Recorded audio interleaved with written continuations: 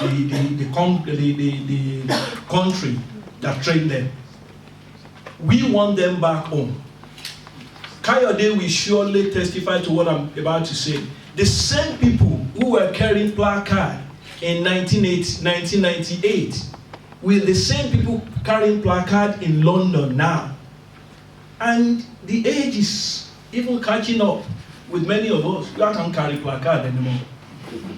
So what are these group, the young ones, what are they doing?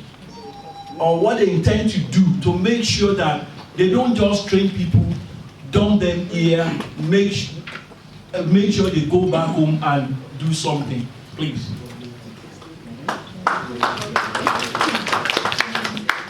Hello, sir. I think while I was making my presentation, I did say that I had never participated in a protest ever in my life. And the first was when I came here, this was last year. So there are people, and if you were around last year, there were lots of young people at the protest, very, very young people, even babies, toddlers were there. So you shouldn't be scared about the generation of those who carry placards in the 1980s. There are people still doing things.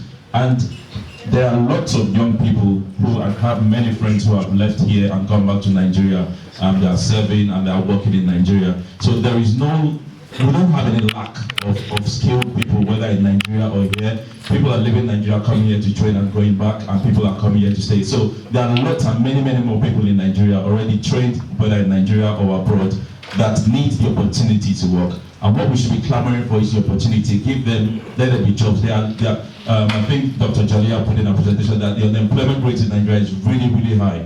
A friend of mine who went back, he did NYC, he did law school. Now he's not really sure of what the next step is. He's not really sure on where he's going to go next. But he got a first class here, he got a distinction in his master's, but then he's not sure what's going to happen next in Nigeria.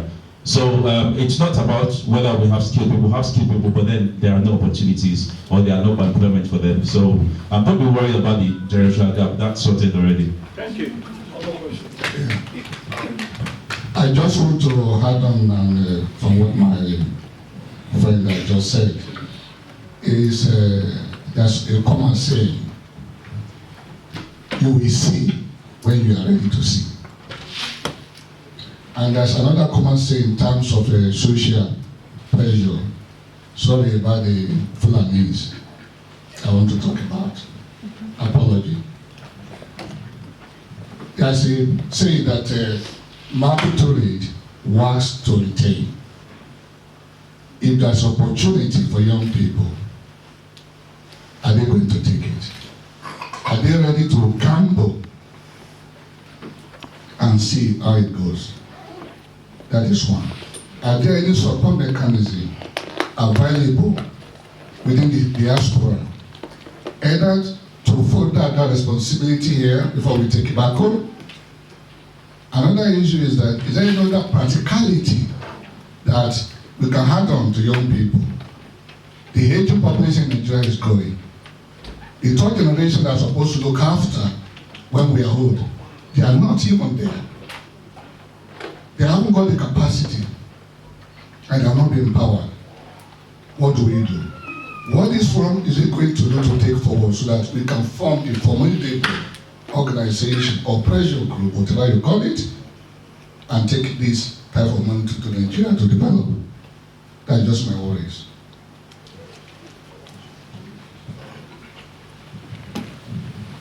I think that's a food for thought for everyone.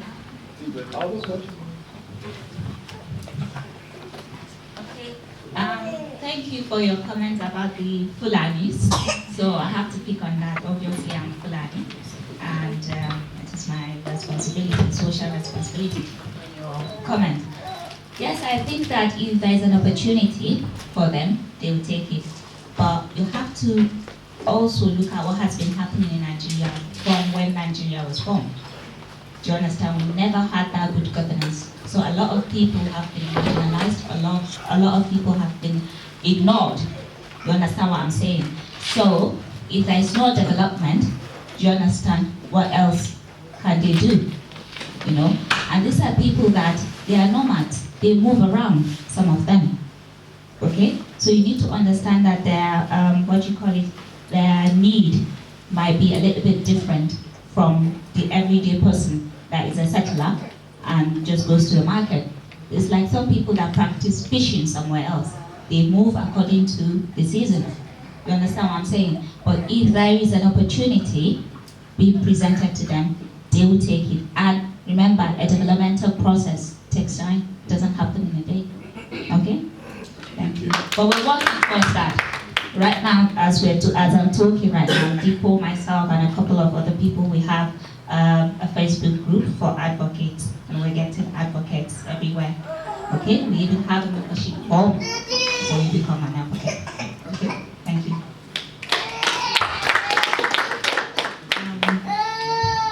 Good afternoon, everyone. My name is Amina. I'm a student here, and my major concern, I'll phrase this as an observation and a question. My observation is that, like our fathers here have said, most of us come here, pay through our noses, literally, to get world-class education, we get exposure, but at the end of it all, we don't want to go back. That is very, very true. I must say that I'm going back. It's not even open for debate. I don't care how bad Nigeria is, I'm going back. So, unfortunately, I'm the exception to the norm, and I've had at least 5 friends, including some that have been my friends for 20 years, ask me, "Omo, you dey crazy?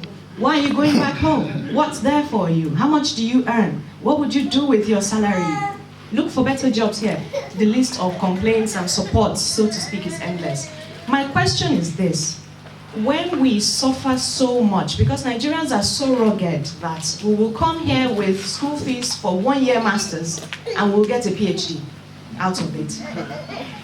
Why don't we go back? It's because there is no system to support even the graduates of Nigerian universities, let alone those of us who know we deserve more because we've been here and seen people who have less than we do have a better life than we will have at home. Why is there nothing being done for us to bring us back home? If a governor says he has a hospital that's world-class, I can assure you we have the talent that is world-class. Why isn't he fishing for them? The QMC in the Nottingham University, where I'm a student, is populated by Igbo doctors, Yoruba nurses and doctors, midwives. I walk down the halls of QMC and I'm like, how now? Why can't they go back home? The problem is nobody is there. There is no support system for us. There is no market where our qualifications are in demand. Our pay is not commensurate to our exposure and our education. And to cap it all up, we are in a sort of neither here nor there in our political system where things are just taking off again. Unfortunately, our careers cannot be on hold until politicians get their acts together. What is being done to encourage those of us who want to go back home and make us not look even more stupid than people think we are? Thank you very much. I think I'll just try to answer that question in a very short way. I mean, if you actually understand what she has said and you think there's more that needs to be done, it's very simple. Join the rest of us that are making noise on social media. Just join us, retweet our messages, go on Facebook. I mean, we may come across as being sentimental sometimes. And I'm not saying it has to be APC. Form your own party. If it makes sense, if the ideology is a leftist ideology and I agree with it, I will support you. Some of our speakers are right-wing, some of us are left-wing. So you need, whatever wing you are, make sure you join the advocacy. There are a lot of young people who are just quiet, who are just silent, doing nothing. So if we continue that advocacy and be a voice in the community, these ministers and this political class, they would actually listen. See what happened in the Senate all through last week and the upper week. It was just a comedy. It was just drama. The political elite just using us, just playing with us, and young people were clapping and cheering them on social media. So simply, we need to join that voice. We need to, continue the advocacy in the community. Thank you. Okay, yeah, quickly. I just wanted to add to that question. I think people should be allowed to either study or work wherever they want to. If I came to this country to study and I feel it's nice, I want to stay here and work, people should be allowed to do that. And if anyone that wants to go back to Nigeria or go back to wherever country they've come from, they should be allowed to do that as well. I know friends who have willingly gone back. It's just not an exception. There are many people who just want to come study and then back, do their masters 1 year and they're back in Nigeria because they have things that they're doing there. But again, back to the problem is the opportunities in Nigeria are not there. And if they are there, more people will be willing to go back. And that is what we need to fix. Apart from that, let's not try to cage people or put them or blackmail people that you left your country, you want to stay here. Let's allow them to be free. If you want to stay here, free to that. But then obviously we understand that there's a problem back home and we need to fix that problem. But hopefully, as people say, let's start making noise and do what we have to do, be strategic about it, and hopefully we'll be able to make a difference. Thanks very much, Karen. That's right.